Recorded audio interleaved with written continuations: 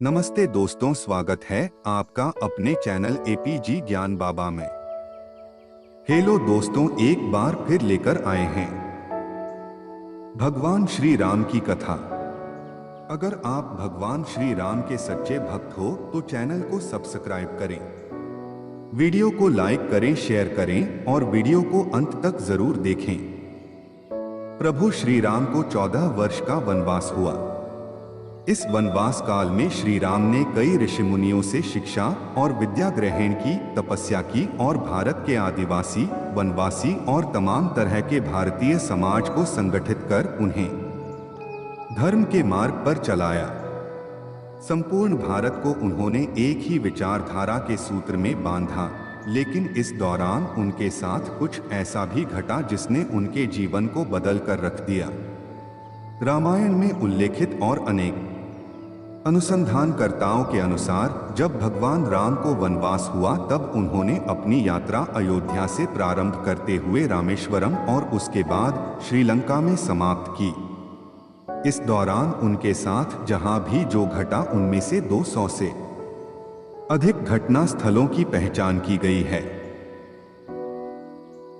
जाने माने इतिहासकार और पुरातत्वशास्त्री अनुसंधानकर्ता डॉक्टर राम अवतार ने श्री राम और सीता के जीवन की घटनाओं से जुड़े ऐसे 200 से भी अधिक स्थानों का पता लगाया है जहां आज भी तत्संबंधी स्मारक स्थल विद्यमान हैं, जहां श्री राम और सीता रुके या रहे थे। वहां के स्मारकों, भित्तिचित्रों, गुफाओं आदि स्थानों के समयकाल की जांच पड़ताल वैज्ञानिक तरीकों से की। आओ जानते हैं कुछ प्रमुख स्थानों के नाम को डोट। पहली जगह तमसा नदी। अयोध्या से 20 किलोमीटर दूर है तमसा नदी। यहां पर उन्होंने नाव से नदी पार की। दूसरी जगह श्रृंगवेरपुर तीर्थ। प्रयागराज से 20 से 22 किलोमीटर दूर वे श्रृंगवेरपुर पहुंचे, जो निषादराज गुह का राज्य था। यहीं पर गंगा के तट पर उन्होंने केवट से गंगा पार करने को कहा था। श्रृंगवेरपुर को वर्तमान में सिंगरौर कहा जाता है। तीसरी जगह कुरई गांव। सिंगरौर में गंगा पार कर श्री राम कुरई में रुके थे। चौथी जगह डॉट प्रयाग। कुरई से आगे चलकर श्री राम अपने भाई लक्ष्मण और पत्नी सहित प्रयाग पहुंचे थे। प्रयाग को वर्तमान में इलाहाबाद कहा जाता है। पांचवी जगह चित्रकूट। प्रभु श्री राम ने प्रयाग संगम के समीप यमुना नदी को पार किया और फिर पहुंच गए चित्रकूट। चित्रकूट वह स्थान है जहां राम को मनाने के लिए भरत अपनी सेना के साथ पहुंचते हैं। तब जब दशरथ का देहांत हो जाता है, भारत यहां से राम की चरण पादुका ले जाकर उनकी चरण पादुका रखकर राज्य करते हैं। छठवीं जगह चित्रकूट के पास ही सतना, मध्य प्रदेश स्थित अत्रि ऋषि का आश्रम था। हालांकि अनुसुईया पति महर्षि अत्रि चित्रकूट के तपोवन में रहा करते थे, लेकिन सतना में रामवन नामक स्थान पर भी श्री राम रुके थे, जहां ऋषि अत्रि का एक और आश्रम था। सातवीं जगह दंडकारण्य। चित्रकूट से निकलकर श्री राम घने वन में पहुंच गए। असल में यही था उनका वनवास। इस वन को उस काल में दंडकारण्य कहा जाता था। मध्य प्रदेश, छत्तीसगढ़ और महाराष्ट्र के कुछ क्षेत्रों को मिलाकर दंडकारण्य था। दंडकारण्य में छत्तीसगढ़, ओडिशा एवं आंध्र प्रदेश राज्यों के अधिकतर हिस्से शामिल हैं। दरअसल उड़ीसा की महानदी के इस पास से गोदावरी तक दंडकारण्य का क्षेत्र फैला हुआ था। इसी दंडकारण्य का ही हिस्सा है आंध्र प्रदेश का एक शहर भद्राचलम। गोदावरी नदी के तट पर बसा यह शहर सीतारामचंद्र मंदिर के लिए प्रसिद्ध है। यह मंदिर भद्रगिरि पर्वत पर है। कहा जाता है कि श्री राम ने अपने वनवास के दौरान कुछ दिन इस भद्रगिरि पर्वत पर ही बिताए थे। स्थानीय मान्यता के मुताबिक दंडकारण्य के आकाश में ही रावण और जटायु का युद्ध हुआ था और जटायु के कुछ अंग दंडकारण्य में आ गिरे थे। ऐसा माना जाता है कि दुनिया भर में सिर्फ यहीं पर जटायु का एकमात्र मंदिर है। 8वीं जगह, पंचवटी नासिक दंडकारण्य में मुनियों के आश्रमों में रहने के बाद श्री राम अगस्त्य मुनि के आश्रम गए। यह आश्रम नासिक के पंचवटी क्षेत्र में है, जो गोदावरी नदी के किनारे बसा है। यहीं पर लक्ष्मण ने शूर्पणखा की नाक काटी थी। राम लक्ष्मण ने खर व दूषण के साथ युद्ध किया था। गिद्धराज जटायु से श्री राम की मैत्री भी यहीं हुई थी। वाल्मीकि रामायण अरण्यकांड में पंचवटी का मनोहर वर्णन मिलता है।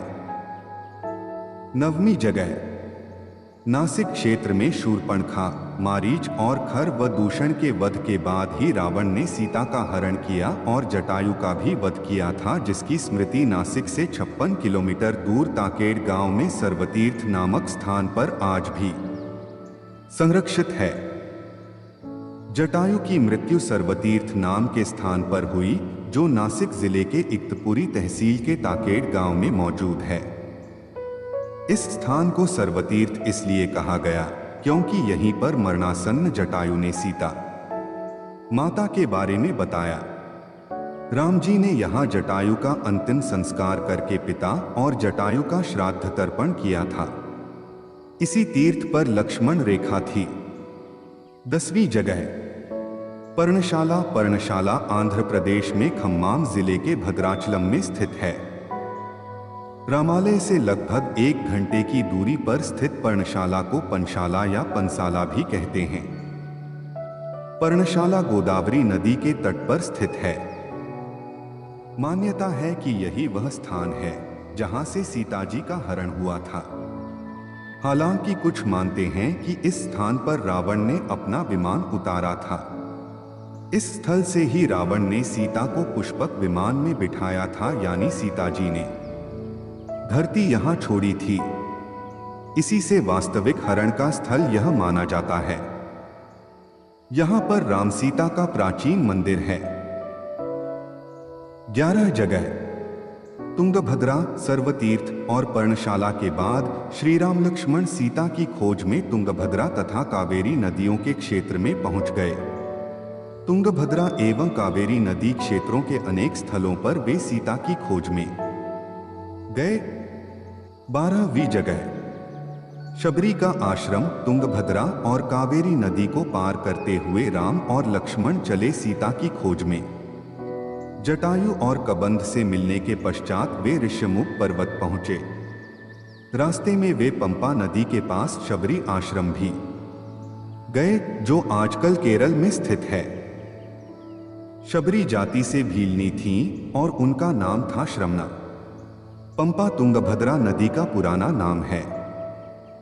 इसी नदी के किनारे पर हम्पी बसा हुआ है। पौराणिक ग्रंथ रामायण में हम्पी का उल्लेख वानर राज्य किष्किंधा की राजधानी के तौर पर किया गया है। केरल का प्रसिद्ध 13वीं जगह, ऋष्यमुख पर्वत। मलय पर्वत और चंदन वनों को पार करते हुए वे ऋष्यमुख पर्वत की ओर बढ़े। यहाँ उन्होंने हनुमान और सुग्रीव से भेंट की, सीता के आभूषणों को देखा और श्री राम ने बाली का वध किया।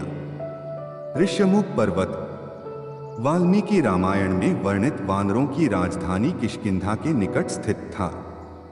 ऋष्यमुख पर्वत तथा किष्किंधा नगर कर्नाटक के हम्पी जिला बेल्लारी में स्थित है। पास की पहाड़ी को मतन पर्वत माना जाता है। इसी पर्वत पर मतंग ऋषि का आश्रम था, जो हनुमान जी के गुरु थे। 14वीं जगह, कोडीकरई। हनुमान और सुग्रीव से मिलने के बाद श्री राम ने वानर सेना का गठन किया और लंका की ओर चल पड़े। तमिलनाडु की एक लंबी तटरेखा है जो लगभग 1000 किलोमीटर तक विस्तारित है। कोडीकरई समुद्र तट वेलांकनी के दक्षिण में स्थित है, जो पूर्व में बंगाल की खाड़ी और दक्षिण में पाल्क स्ट्रेट से घिरा हुआ है। यहाँ श्री राम की सेना ने पड़ाव डाला और श्री राम ने अपनी सेना को कोडीकरई में एकत्रित कर विचार विमर्श किया। लेकिन राम की सेना ने उस स्थान के सर्वेक्षण के बाद जाना कि यहाँ से समुद्र को पार नहीं किया जा सकता और यह स्थान पुल बनाने के लिए उचित भी नहीं है। तब श्री राम की सेना ने रामेश्वरम की ओर कूच किया। 15वीं जगह, रामेश्वरम समुद्र तट एक शांत समुद्र तट है और यहाँ का छिछला पानी तैरने और सनबेदिंग के लिए आदर्श है। रामेश्वरम प्रसिद्ध हिंदू तीर्थ केंद्र है। महाकाव्य रामायण के अनुसार भगवान श्री राम ने लंका पर चढ़ाई करने के पहले यहाँ भगवान शिव की पूजा की थी। रामेश्वरम का शिवलिंग श्री राम द्वारा स्थापित शिवलिंग है। 16वीं जगह, धनुषकोडी वाल्मीकि के अनुसार 3 दिन की खोजबीन के बाद श्री राम ने रामेश्वरम के आगे समुद्र में वह स्थान ढूंढ निकाला जहां से आसानी से श्रीलंका पहुंचा जा सकता हो। उन्होंने नल और नील की मदद से उक्त स्थान से लंका तक का पुनर्निर्माण करने का फैसला लिया।